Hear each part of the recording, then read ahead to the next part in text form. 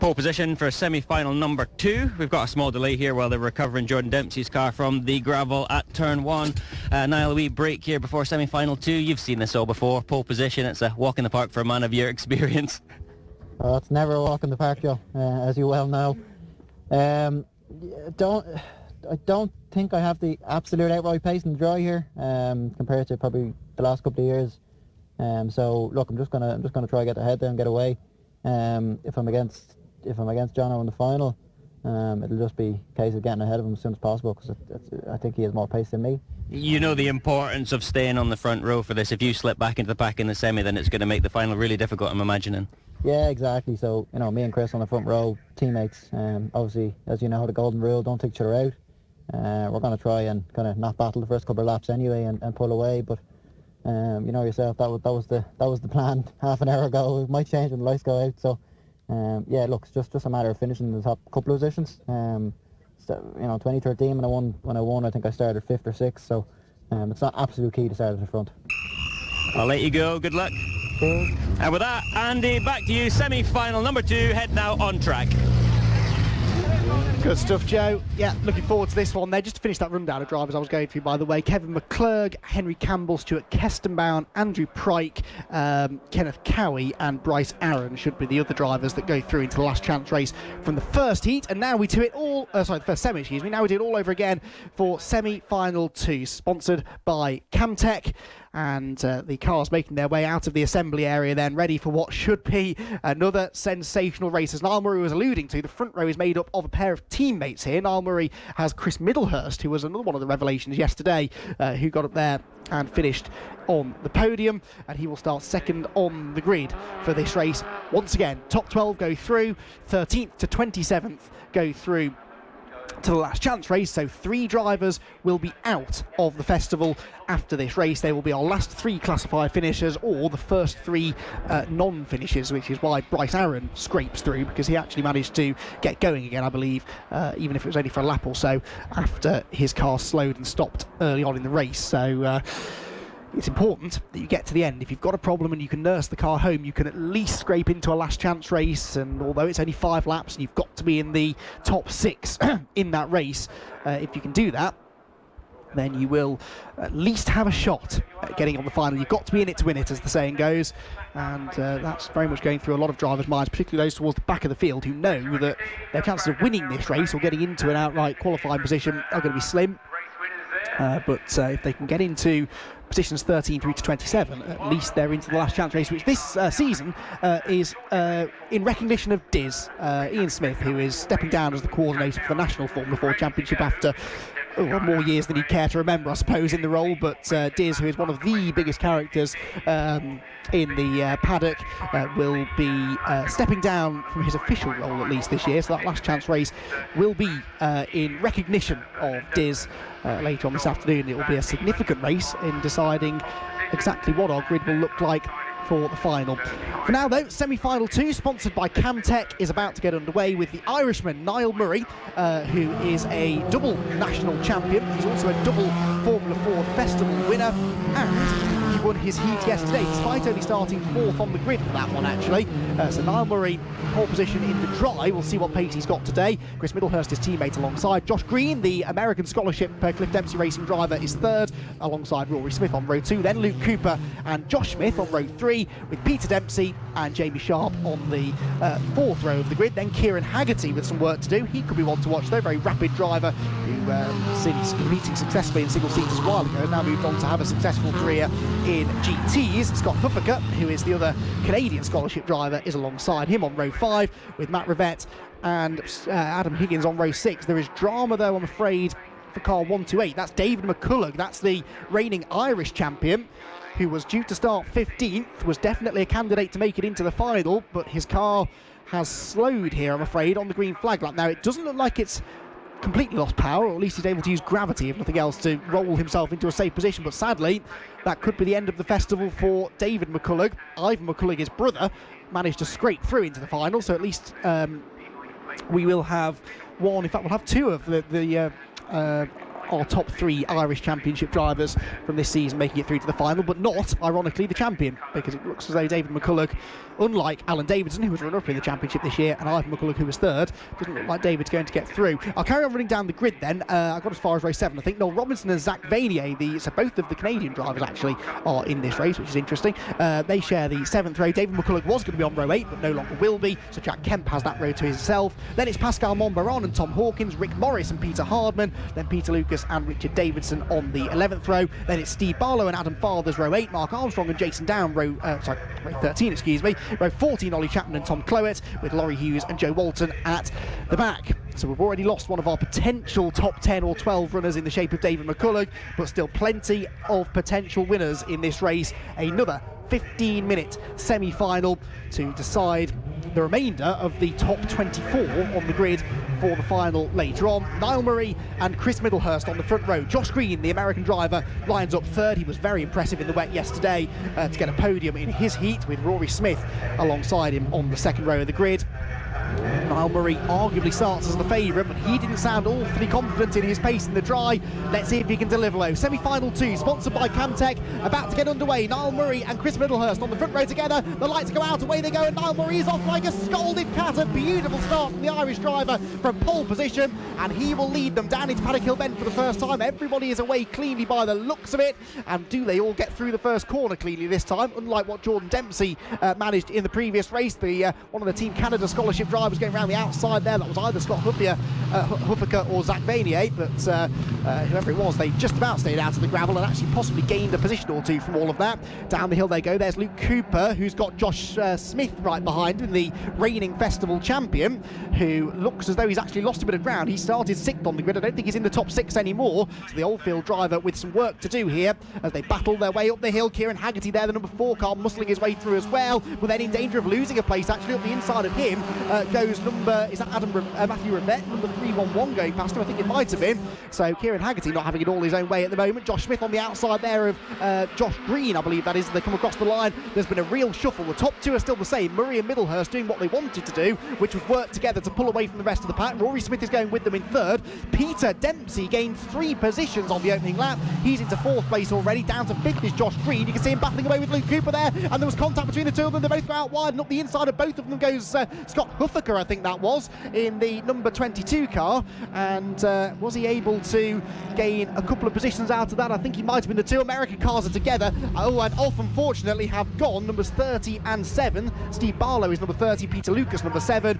That'll be a safety car, no doubt about it, with the broken front suspension for Peter Lucas. And in fact a red flag is thrown, and it's our first red flag of the weekend, would you believe? But rather than waste time travelling around behind the safety car for 5 or 6 laps, as you can see, both drivers are getting out of the car under their own steam, but the cars need to be recovered, and it might make a little bit more sense to do that under red flag conditions. Now, because we hadn't completed 2 laps, I think we may go back to an original grid order, which could be interesting. They've sort of lined up in vaguely the order they were in coming up to that point, but I think they might go back to original grid. So we'll see what comes of that.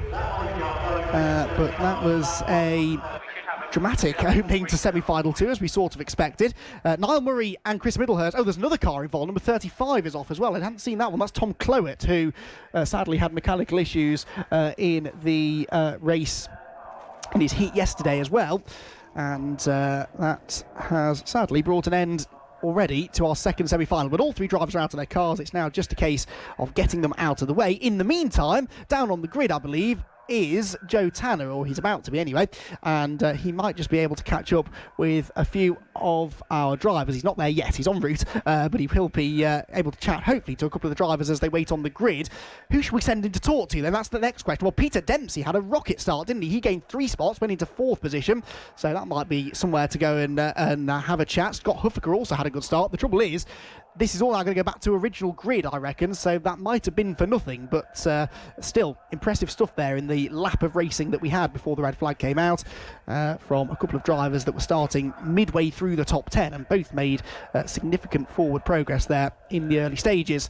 Niall Murray and Chris Middlehurst, though, executing their plan well at the front of the field. I'll have to do it all over again now, though, unfortunately, as we get ready for what also will hopefully be a full race restart. Now, I'm being told the scheduled start now will be at 12:40, which is in 20 minutes time, which I find hard to believe, but we'll see. Hopefully it'll be a bit earlier than that. We may have a little bit of time down on the grid then with Joe Tanner, who I think is almost in position now then, and should be able to have a chat with most of the grid. The re-gridding process is now underway, so they are going to put them back to original grid order, and Joe Tanner then will already be talking to drivers, I think, that have some stories to tell after what was a very frenetic opening lap there of racing. We're down on the grid. Excuse me for being out of breath. I've not run that fast in a long time. Had to run from the top of the pit lane there. Two people that are going to be hating this red flag will be Niall Murray on the front row and his teammate Chris Middlehurst. They had it worked out absolutely perfectly as to what they wanted to do to break away from the pack. Somebody else who's going to be hating it is Peter Dempsey as well. Still catching my breath. Really need to get to the gym. Peter, I think your face tells a story there. That's not what you wanted. Fantastic start, put you right up near the front there, and was going to be an ideal place for you to start the final, but you get shoved back and all that hard work's gone. Yeah, certainly. Just means I'm going to try to do it again, but always tough to get two good starts back to back here at Brands, especially being on a hill, but I'll give it a go. Car felt good in cold tyres, so hopefully I'll get back up there in a few laps. Put it in the mix, because we want to see you at the front in the final, because you always make it entertaining. Yeah, I'll do my best. I certainly don't want to be stuck mid-pack, so I'll be flat to the mat here, try to make some ground. Good stuff. Right, we're going to spin around. I'm going to speak to Josh Smith here, who has been a little bit under the radar. Sorry, Anthony. He's been a little bit under the radar this weekend, but he did win this event last year. I'll let you go this side, Ant, and I'm going to go around the other side. Josh, I just said you've been a little bit under the radar so far this weekend, but this has all fallen into place quite nicely for you now, having obviously won this event last year. You know how to do it. Yeah, obviously I'm no stranger to this event at all, but yeah, we'll give it a good go in the dry. I don't think I've got the misfire anymore like I have done. That was the qualifying problem? Yeah, that was the qualifying and the race problem. I still had it in the race, but from the couple of laps then, I don't think I've got it anymore. So didn't get the best of starts that time round, but I know what I went wrong. So you're one of the few people on this grid that was happy to see the red flag to get a second shot at it? Oh, 100%. Yeah, I copped up that start. So maybe I'm like a cat with... Okay, we'll keep going. We'll move forward. I know we've already spoken to Niall Murray, and he's quite a trek up the front, but I do want to speak to him again, just to go through his mindset in this situation, because he would have been thinking it was Christmas morning there. He had it absolutely perfectly timed, a great start.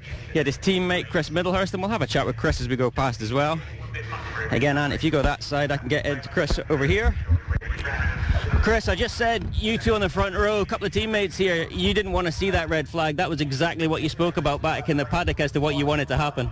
Yeah, absolutely, yeah. Some things went on behind him. We managed to get a bit of a gap there. I know Rory Smith was behind, but yeah, ideal start, but no reason why we can't do it again. Just going to try and get a gap and pull away, and then we can fight maybe the next few laps, or towards the end, sorry. But yeah, red flag, not ideal, but yeah, more fun again. That was my next question. You can fight at the end there. I'm almost assuming that you're playing the number 2 here, but you want to win this just as much as Niall does. Yeah, absolutely, yeah. We're not going to do anything silly, but at the same time, yeah, I'm here to win. I always have been since I first started, so, but yeah, it's a semi-final. The final later on today, that's the most important one. In that race, yeah, we're going to be all out, but at the moment we have got to be safe and keep it on the track and finish 1-2, that'll be perfect. But yeah, just going to get my head down and see what happens. Good luck. Cheers, mate. And we'll make our way right to the front, pole position here, the semi-final. Niall Murray, a man who we've spoken to so much at this event. He's been so dominant. I forget how many times you've won it. 3 times? Twice. Twice. Yeah. Maybe 3 times later on this afternoon. Yeah, you've got to be absolutely raging at the red flag. It was perfect. You looked in your mirror, you had a gap, and it was your teammate. He wasn't going to do anything stupid. Yeah, that was kind of the plan my plan in my head anyway, to lead in the first lap and let Chris battle everyone behind and be the rear gunner for me. But yeah, look, just same again. Getting flashbacks now of last year of all the 3 restarts we had in the final, but I started on pole each time, and messed it up at the very end. So yeah, looking forward to it. I had a good start that time, so hope for the same again. Good luck. Thank you. And with that, I will hand it back up to Andy, hopefully for the restart of semi-final number 2. Yeah, thanks, Joe, which will be over the full 15 laps, as we can see in original grid order as suspected. So a couple of those drivers that had made good progress from the initial start will have it all to do again now. Peter Dempsey being one of them, Kieran Haggerty and Scott Huffaker, and particularly Huffaker, had gained quite a bit of ground. Oh, I don't think there was. I think the left rear corner is the only corner on that number 7 car, Peter Lucas, that didn't sustain damage. In the shunt there, that also took out Tom Clowett and Steve Barlow from this semi-final. Now that means that with also the demise of David McCullough before the race even started, no one will be going home now, at least no one on the grid at this moment will be going home after this race, because we now have fewer than 27 runners, and if you're in the top 27 you are at least through to a last chance race if nothing else. So everyone that now is taking the restart is guaranteed to race again today, whether that be in the final or in a last chance race, and then they hope a final after that as well. So to refresh your memory then, Niall Murray has the pole position, Chris Middlehurst is alongside him, and then Josh Green, who did not have a great start and had got himself together on the track with Scott Huffaker, the other USA scholarship driver. I think I referred to him as a Canadian earlier on, and that probably causes deep offence to Americans and Canadians, but there are 2 American and 2 Canadian scholarship drivers here this weekend, all of them very quick, and it was, I was very briefly panicking because the 2 American cars, which are identical, were together on track, and thankfully we've had this restart now which has separated them momentarily, but that happened because Scott Huffaker gained quite a few places and Josh Green lost quite a few positions. They sort of met in the middle, and that is a commentator's worst nightmare when you've got 2 identically liveried cars running wheel to wheel. But they did this to me at Alton Park a few weeks ago as well when they guested in the Northern Championship. They hadn't even put the American livery on the car at that point either. They were just plain white. And I was talking to Josh Green yesterday evening, and he was saying that they watched the onboard footage back from their races at Alton Park last weekend, or that weekend, a couple of weeks ago it was, and even they couldn't tell the difference between who was who. So the cars literally were identical then. I'm sure there is, someone will point out to me in a moment that one of them's got white wing mirrors, the other one's got dark grey or something, but quite frankly from this distance that's that's as good as identical as far as I'm concerned. Anyway, Josh Green is the one that starts 3rd on the grid. He's higher up the order, but actually after that poor start at the first start of the race, he's the one that was losing ground rather than gaining it. There is 128, which is David McCullough, who is going to be another non-starter, and what the issue was for David, but he, having not even taken the initial start of the race, that will be his day done unfortunately now. One of the drivers that was involved in that accident will go through to a last chance race because they will be classified as there will be 26 starters now for this restart, and it's 27 that go through, so whoever is deemed to have lasted the longest in the race, which I imagine might be Tom Clowett, simply because he got a bit further up the hill. But one of those drivers, I think, might scrape through to the back of the last chance grid if their car is fixable. If it's not, then anyone that is outside of a last chance race qualifying position is automatically entered as a reserve driver. And so if there is a space, they'll add maybe someone like David McCullough onto the grid after all. We'll get into that later on. The grids will be published in good time, I'm sure. We'll be able to let you know exactly who is through to which race. The last chance race, remember, in recognition of Diz at 3 o'clock. The grand final at 4:05 local time. I say local time because I know we've got a lot of people watching from, particularly over in America and Canada. Good morning to you all. I know lots of you are up very bright and early this morning to follow the live stream of the aimshop.com Formula Ford Festival. We do thank you for your continued support, and also thank the Team USA and Canada scholarships as well for continuing to bring very, very rapid drivers over to the festival. It's always really exciting because we don't, generally speaking, with respect, have any idea what these drivers are capable of, because they, for the most part, have never raced in the UK before. Certainly that's the case for the 2 Canadian and 2 American drivers competing with us this year, and they arrive here at the festival and the Walt Hayes Trophy next week and are always bang on the pace, but it's a nice gauge actually for those that we do see competing regularly over here in the UK, to put them up against some drivers they've never raced against before, and they do things that, you know, drivers who compete over here all the time don't do. They try and overtake in places that other people don't try and overtake at, and they're always exciting to watch. And so Josh Green and Scott Huffaker, both in this race, looking to try and further make their mark on the aimshop.com Formula Ford Festival. So the grid then is being cleared. The track has been cleared at Paddock Hill Bend, so we're about to go racing. Well, we'll have a green flag lap, then a race, and it will actually be over 12 laps now, I'm being told. It's a slightly shorter race. Bad news for those who need to make progress from towards the tail of the field. They've got 3 fewer laps to do it now, and this will of course affect the time as well for the semi-final, because the quickest semi-final is the one that the winner of that semi-final gets the pole position for the finals. I'm not sure how they'll determine this now, because this will be a shortened race, but figure that all out as the day goes on as well. Waiting for the final call to get this green flag lap underway. Now the green flag does fly once more, so more chance to get some heat into the tyres, and then we will be away and racing for 12 laps around the Brands Hatch Indy circuit. And the tension starts to mount. These red flags, Niall Murray sort of touched on it before when he spoke to Joe Tanner on the grid just now, but sitting there under a red flag really, it pumps up the nerves even more. When you're out there racing, the adrenaline kicks in, you don't really feel too nervous generally, but when you're sat on the grid, there's a red flag out, you know that the first start went really well. In the case of Niall Murray, it certainly did, but now you've got to do it all over again, and that is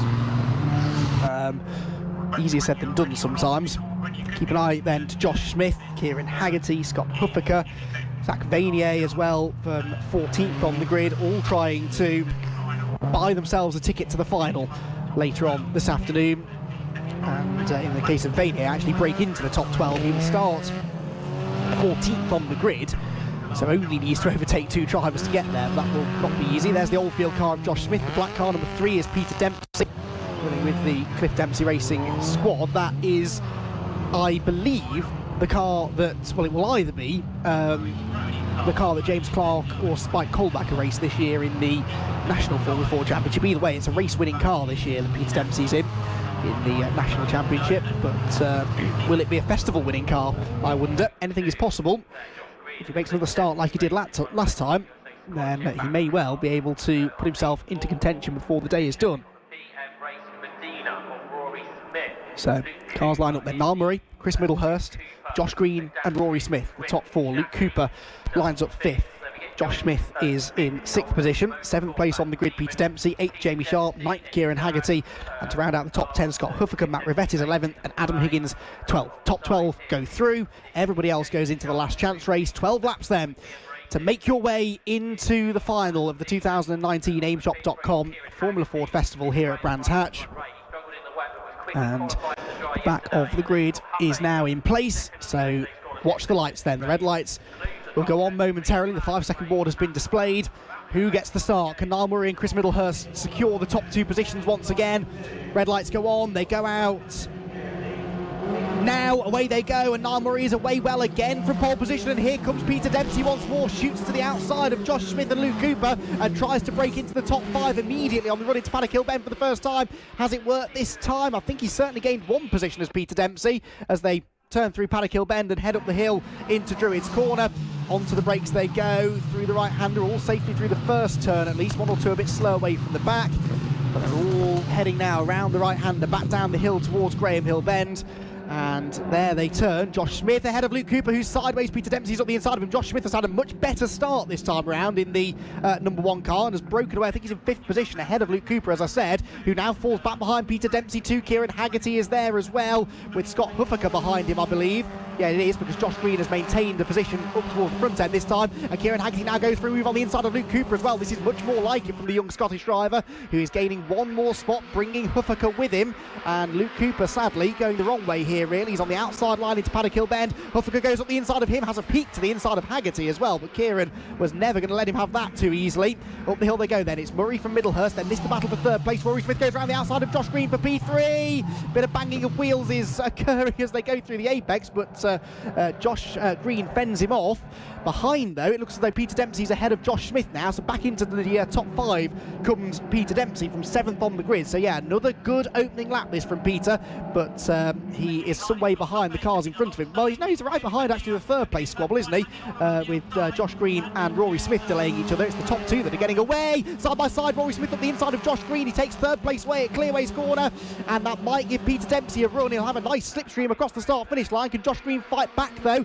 The man that's punching the hole in the air for them all to follow in is Rory Smith, the man in 3rd position, and Josh Green goes to the inside. There's almost contact. He can't make it stick, and this means they'll both be slow off the corner. Peter Dempsey sees his chance, dives to the inside, goes for 4th position. He's on the inside line for Druids Corner, and this should be a fairly easy move to make. Gets to the apex first. Josh Green can't hang on around the outside, and so back in up another position goes Peter Dempsey. He's into the top 4 and could yet challenge for a podium. Kieran Haggerty's caught this group as well now, so he and Josh Smith are the 2 black cars at the tail of this 5-car train that is all fighting for 3rd position. Up to Surtees they go again, ducking out of line there for Kieran Haggerty, trying to get past the reigning festival winner Josh Smith, who, like Kieran, has used his Formula Ford successes, or single-seater successes at least, to go and forge a career racing McLaren GT4 cars. That's exactly what Kieran Haggerty was able to do a couple of years ago, to much success.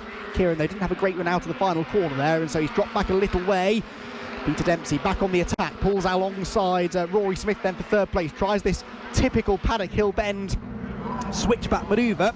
It's the line that the legendary Brands Hatch commentator Brian Jones dubbed the high, wide and handsome line, and there's contact and Rory Smith spins. Oh, and off they all go. Josh Smith is sideways in front of the pack. Out wide goes Josh Green as well, and that was contact between Peter Dempsey and Rory Smith, and Rory Smith will be absolutely furious with that, because that was front to rear contact from Dempsey that was quite clearly avoidable, and Smith is out of the race. What drama then for the man that was running in 3rd position. He raises his hands in despair, jogs away through the gravel trap, and well, what happened to Dempsey? He continued, but he's dropped behind somebody else. The safety car is being scrambled, which is good news. It gives us a chance. Oh, that's why as well. There's loads of debris in the middle of the road across the start-finish line. I think that was Kieran Haggerty's nose cone has gone missing. I think now whether that was what was in the track or whether that disappeared because he hit the debris that was already there, but Kieran Haggerty is now walking wounded as well, and it has all kicked off in the 2nd Formula Ford Festival semi-final of the weekend, sponsored by Camtech. You could not script the drama, could you? Peter Dempsey and Rory Smith making contact up at Druids Corner, and the end result is that Smith is out of the race, and what a Peter Dempsey, well, he's still 4th. It's Luke Cooper that came through into 3rd position. Luke Cooper, who'd been sort of slipping down the order up to that point, but he managed to pick his way through the drama because, of course, Josh Green also ran out wide. Haggerty sustained damage somewhere in all of that. Josh Smith got sideways, and he dropped down to... Where's Smith gone? Where has Josh Smith gone? The number 1 car is 21st. So Josh Smith, the champion from last year's Formula Ford Festival, is down to 21st position. And I said all along that we would have some big name drivers that were in trouble after their semi-finals, and that really, for once, turned out to be a pretty accurate prediction from me. And Josh Smith in trouble, Rory Smith in trouble. This is why. Here's the move then that was made. Well, this was a lap earlier. Rory Smith round the outside of Josh Green, and a bit of wheel banging was done, but that was okay. That was just sort of firm but fair racing. It was the lap later when it all went wrong. Here we go. Peter Dempsey to the outside into Paddock Hill Bend. Tries this high, wide and handsome line, as the legendary Brian Jones dubbed it all those years ago, to try and get the switch back up the hill. That didn't work. Smith has defended the position cleanly. They go into the corner, and Dempsey just breaks so much later than Rory Smith. Surfs him around, and Josh Smith there spins, and... well, that's why he dropped down to 21st position. Then I'm not quite sure where Haggerty sustained damage in all of that. Josh Green, as we saw, got forced out wide in avoidance. But where did Haggerty sustain damage? That is the next question. Well, the safety car is out then. Niall Murray leads the way. Chris Middlehurst is 2nd. Luke Cooper is 3rd. Peter Dempsey is 4th, but almost certainly there'll be a discussion about that incident post-race. Scott Huffaker is 5th. Josh Green is 6th, with Kieran Haggerty into 7th. 8th position for Jamie Sharp.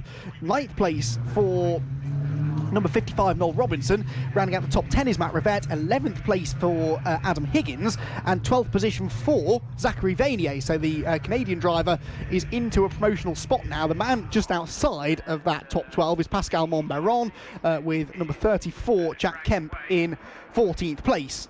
We've got Josh Smith down in 21st.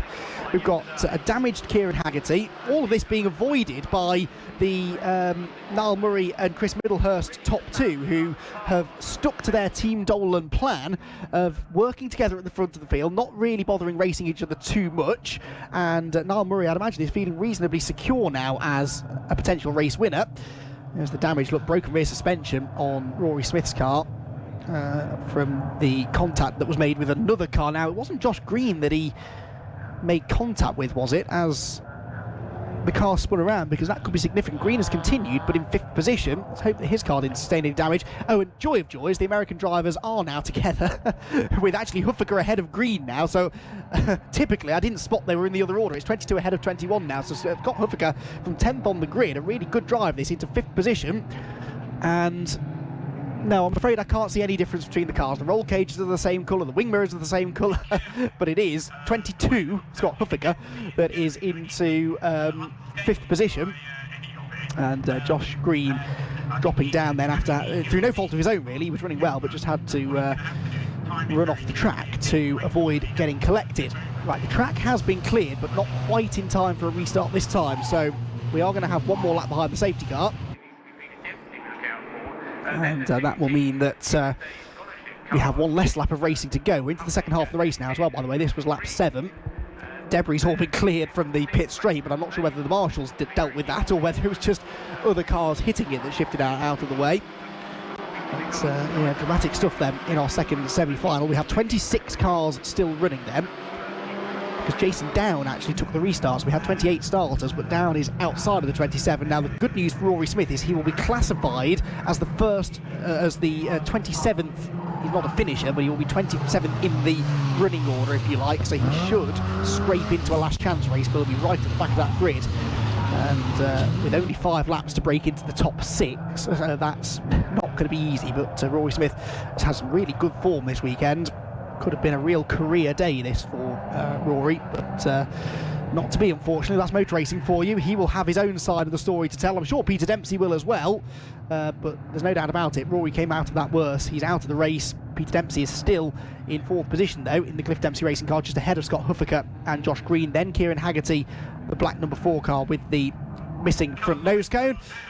Safety car is in though. We're about to go racing once again. This will be at the completion of lap number 8, so we will have 4 laps to settle it here in the second semi-final, sponsored by Camtech here at the aimshop.com Formula Ford Festival.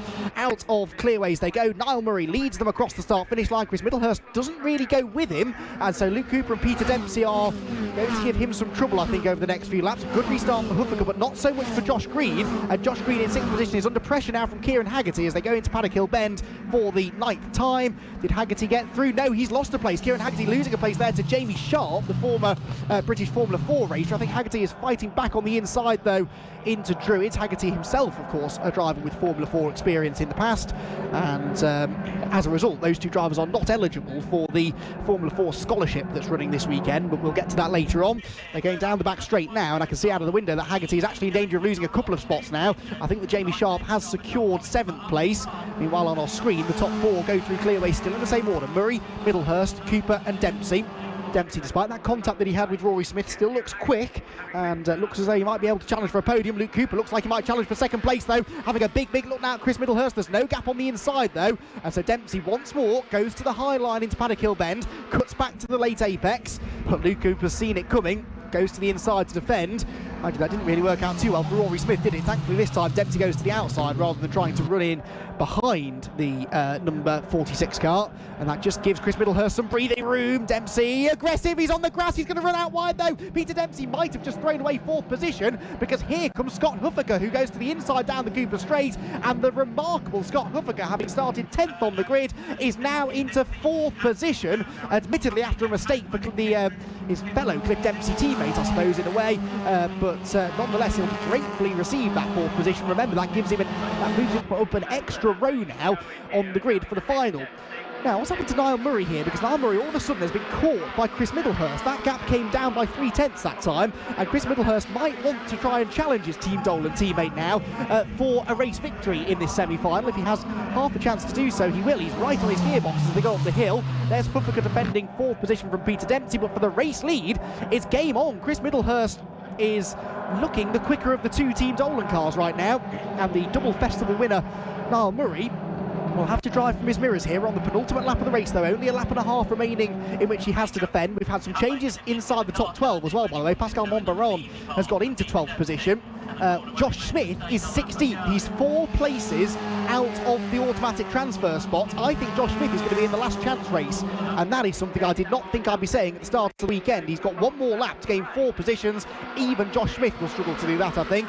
On to the final lap then of semi-final number 2, sponsored by Camtech, and it's Niall Murray who's pulled a small margin now of Middlehurst in second. Cooper once again starting to have ideas about moving into second place himself here on the final lap. Peter Dempsey's back ahead of Scott Huffaker, by the way, for 4th position. You'll see them possibly in the background of one of the shots in a moment. But what's going to happen for the podium places? Luke Cooper looking menacing now behind Chris Middlehurst. They go into Graham Hill Bend. They run out of the corner. They're pretty equal, actually, despite Cooper, in theory, taking the quicker line through the turn. As they head towards Surtees corner for the final time, Niall Murray starting to stretch away the margin here. Josh gained 1 on the previous lap. He's 15th. I don't think he's going to be able to do enough, but Niall Murray has done more than enough. He will be on the front row for the final as he goes for a 3rd Formula Ford Festival victory. He wins semi-final number 2 here at Brands Hatch. A brilliant race all round, side by side for second place. Middlehurst hangs on by 47 1,000ths of a second from Luke Cooper 3rd. Peter Dempsey 4th, but almost certainly under review. 5th is Scott Huffaker. 6th Josh Green, who caught him again by the end, with Kieran Haggerty's 7th position. 8th place Matt Rivette. 9th position will go to Noel Robinson. 10th for Zachary Bainier. 11th, for Adam Higgins, and rounding out the top 12, Pascal Monbaron. Josh Smith got as high as 14th, so he'll be on the 2nd row of that last chance race. So he should have a good chance of getting into the final. He'll be outside of the top 24 though, and I really don't think, I don't know, strange things have happened at the festival, I suppose, but that is a big ask for Josh Smith to, well, first of all, he's got to get into the final, I suppose. That's not a given, but if he can get into the final, he will be at the back of the grid for it, and he'll be ruining. There are lots of drivers, I think, who will be ruining what happened there between Peter Dempsey and Rory Smith, because not only did it take Smith out of the equation, it delayed Josh Green, it really delayed Josh Smith, and it damaged Kieran Haggerty's car as well, and they were all involved in an accident that wasn't really of their making. So there will be discussions after that race, I think. That's almost certain. Into the pit lane they all come. So into the last chance race then, provisionally at least, will go number 28, Alan Hawkins. Tom Hawkins, excuse me. Number 1, Josh Smith. Number 31, Rick Morris. Number 34, Jack Kemp. Number 189, Jamie Sharp. That's the other one that I'd missed there. Jamie Sharp had dropped out of the top 12. That's why Pascal Monbaran got into the top 12, but I don't know what happened to James. He's another big name that's out potentially of the festival, or will have to rely on a good result in the last chance race. We'll also see number 33 taking part in that race too, which is Richard Davison. Number 5, Adam Fathers. Number 6, Peter Hardman. Number 8, Mark Armstrong. These are some of the Super Classic B and C competitors. Number 78 will also be in the last chance race. Provisionally, this is Joe Walton. So too will Treble 8, which is a late addition to the programme by the looks of it, but it was... I'll put my grid now for the... anyway, Treble 8 will be surname of Stewart that will be going through to the last chance race, and confusingly he's not on my grid sheet either, so there we go. We gained another driver somewhere in that race. He won his class as well, apparently, in Super Classic D. Anyway, number 140 will also go through, and that's Laurie Hughes, and then those that retired, Chapman, Atwood and Rory Smith, will be in the last chance race later on today. So that was a dramatic pair of semi-finals then at the aimshop.com Formula Ford Festival at Brands Hatch. And Niall Murray is a race winner then in semi-final number 2. He will join Jonathan Brown on the front row of the grid for that final. The quicker heat, in theory, was the second one, but of course it was shortened by 3 laps. So I don't know whether they then do it by average speed. Either way, whichever they deem to have been the quickest semi-final, the winner of that semi-final finds himself on pole position for the final. And we look forward now with great anticipation to the grand final that will take place in theory, at about 4:05, we'll have the last chance race before that, though. Plenty more racing to come, though. We're only about halfway through our day here. The Sports 2000 Championship will be out next, the Pinto cars, followed by our third and final Fiesta Championship race of the weekend. Then the historic Formula Ford Festival final, sponsored by Wilkins Kennedy, will be up at about 2:05. The Fiesta Juniors have their second race at 2:35. Then the last chance race in recognition of Diz at 3 o'clock. The Sports 2000 Duratex will be out at 3:20, and the grand final at 4:05. All of these times subject to change, of course, because of the very nature of a day like this. There's a lot to cram in. There will be delays. We've already had a couple of delays. It's currently 10:01 local time, so we are actually about on time. Great work by the BRSCC, and hopefully they'll keep things moving throughout the rest of the day. Right, let's head down then to the pit lane to Joe Tanner.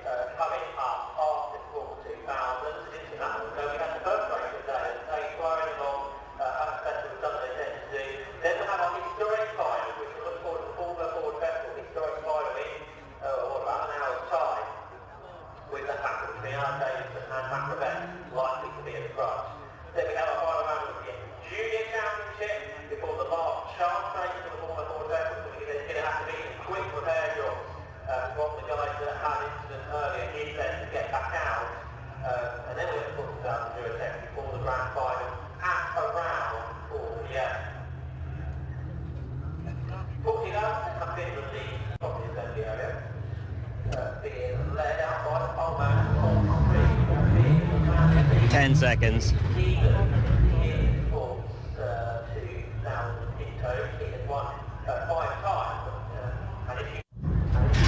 Niall Murray. The 2019 Formula Ford Festival is brought to you by...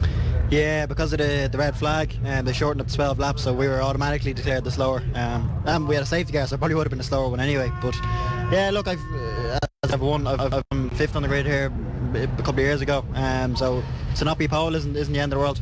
But let's be honest, we've got a bigger problem than that, don't we? If we've got the man on pole position, you know what you need to do, because you've always been the guy with the pace advantage, but now it's the roles are reversed and you need to not let him go. If he gets half a lap, do you think he can go? Yeah, no.